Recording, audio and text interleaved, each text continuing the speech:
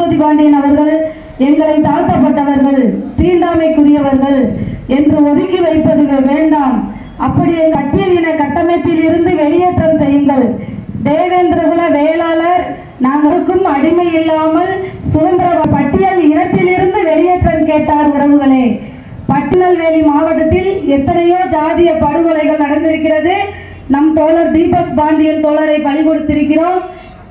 இந்த கட்சி, இந்த இயக்கம் மற்ற கட்சிகளை போல அல்ல.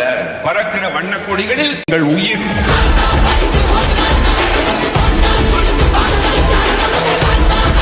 தோழர் காசிராஜன் அவர்களே, என்னுடன் பயணிக்கும் விடுதலை சிறுத்தைகள் கட்சியின் தோழர்கள், ஏனைய இயக்கங்களின் தோழர்கள் அனைவரும் இங்கு கூடியிருப்பது மிகவும் மகிழ்ச்சியாக உள்ளது.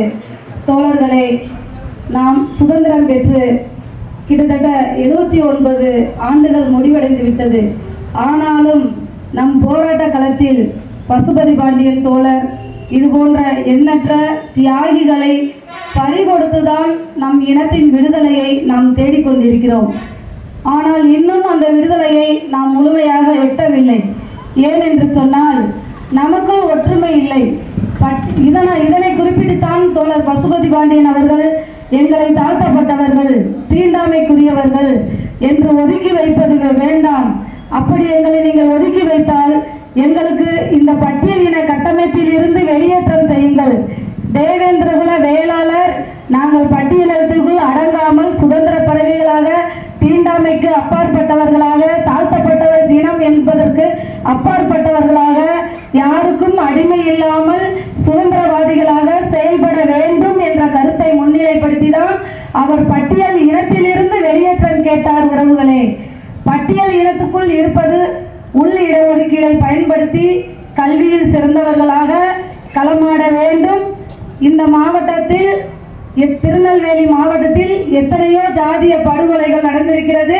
நம் தோழர் தீபக் பாண்டியன் தோழரை பலி கொடுத்திருக்கிறோம். எத்தனையோ தியாகிகளை இந்த சமுதாயத்தை விடுதலைக்காக பலி கொடுத்து கொண்டே இருக்கிறோம்.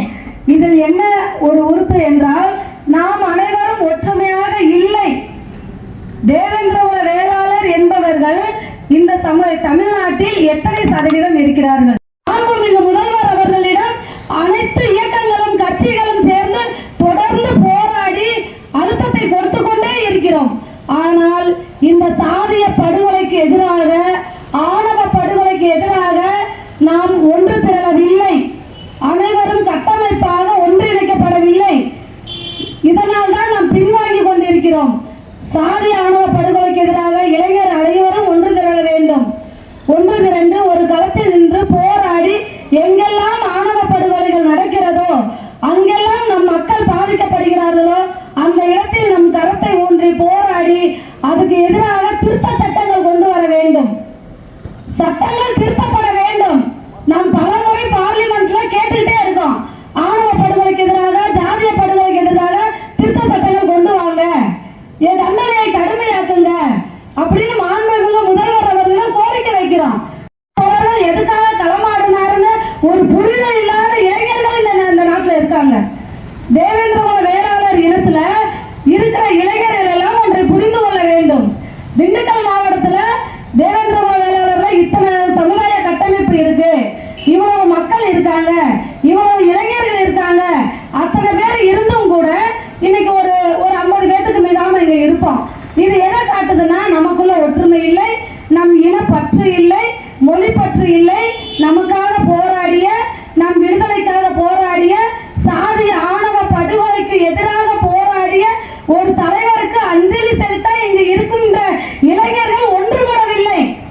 இது எவ்வளவு பெரிய மனவலியை தருகிறது, எவ்வளவு பெரிய மன வருத்தத்தை ஏற்படுகிறது. நாம் எல்லாம் என்று அரசியல் களம் காண போகிறோம். அரசியல் களம் கண்டு அரசியல் ஒரு அங்கமாக பங்கேற்று நம் மக்களுக்கான விடுதலையை நாம் உறுதி செய்ய என்று களமாட போகிறோம். நமக்கும் ஒற்றுமை இல்லாத போது எதை சாதிக்க முடியும்? இன்னும் எத்தனை பேரு நான் ஜாதிய கட்டமைப்புல இருந்து வெளியில வந்துட்டோம், எங்களுக்கான சுதந்திரம் நிர்ணயிக்கப்பட்டது, நாங்க